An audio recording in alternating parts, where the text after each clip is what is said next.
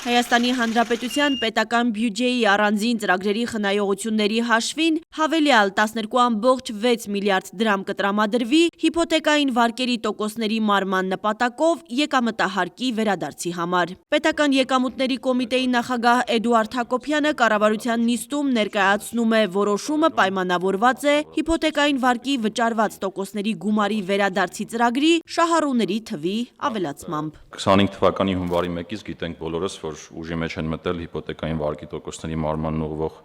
եկամտային հարկի վերադարձի համակարգի սահմանափակումները,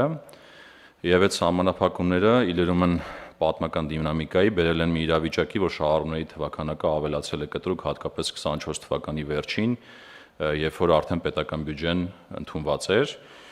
Որպեսի թվեր նշեմ եւ պարզինի, թե ինչի մասին ենք խոսում, 24 թվականին մոտ 50,000 շահառու ենք ունեցել, այս տարի արդեն 62,000, այսինքն 12,000-ով շահառուների թվականակը աճել է։ ՊԵԿ նախագահը տեղեկացնում է ծրագրի համար 2025 թվականին բյուջեյով 84 միլիարդ է նախատեսված եղել, որից 70 միլիարդն արդեն ծախսվել է։ 70 միլիարդը, որպեսի թվի կարգը մեզ հուշի, թե ինչի մասին է խոսում, դա ավելի մեծ է, քան անցած ամբողջ տարվա ընթացքում։ Տարվա արդյունքում կհասնենք մոտ 100 միլիարդ դրամի, ավելի կոնկրետ 97 միլիարդ դրամի, եւ դա նշանակում է ըստ էության կանխատեսվում է այս պահին մոտ 28 միլիարդ դրամով ավելացում 2024 թվականի համեմատ, որը որպիսի աճ կամ նմանատիպ աճ երբևէ չի գրանցվել այս ծրագրի մեկնարկից ի վեր։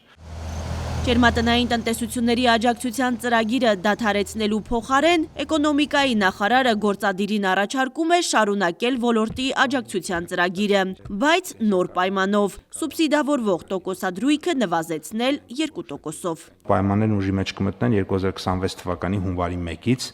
ծրագրի շրջանակում կսուբսիդավորվի տրամադրվող վարկի մինչև 3 միլիարդ դրամ գումարի մասնաբաժինը 8%-ային կետով,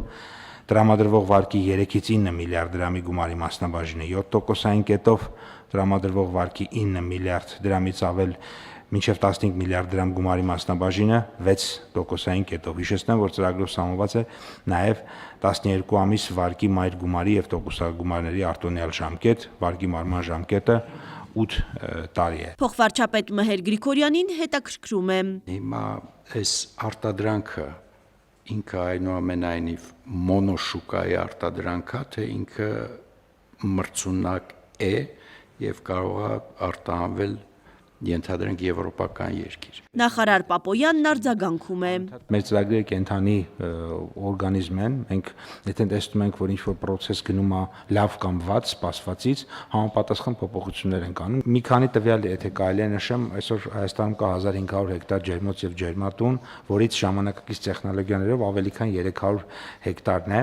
Ջերմոցները, ջերմատները հիմնականում 1000 հեկտար Արմավիրի մարզում է, 272-ը Արարատի մարզում եւ 145-ը Կոտայքի մարզում են, հիմնականում այս 3 մարզերում են կենտրոնացված եւ նաեւ արտահանման մասով, քանի որ դուք նշեցիք, մի քանի թվեր նշեմ, նախ նշեմ, որ ՀՀ-ից արտահանվող բանջարեղենի գրեթե 100%-ը դրանք ջերմոցների եւ ջերմատների արտադրանքն են։ Սեպտեմբերի 29-ի դրությամբ արտահանվել է 121,800 տոննա պտուղ բանջարեղեն։ Ասաց Պապոյանն ու ընդգծեց, նախորդ տարի այս նույն ժամանակահատվածում արտահանումը կազմել է 108,600 տոննա, այսինքն այս տարի արտահանման ծավալներն ավելացել են 12.2%-ով։ Մասնավորապես 1000 տոննա լոլիկ ենք ավել արտահանել անցած տարվա համեմատ 8%-ի աճը,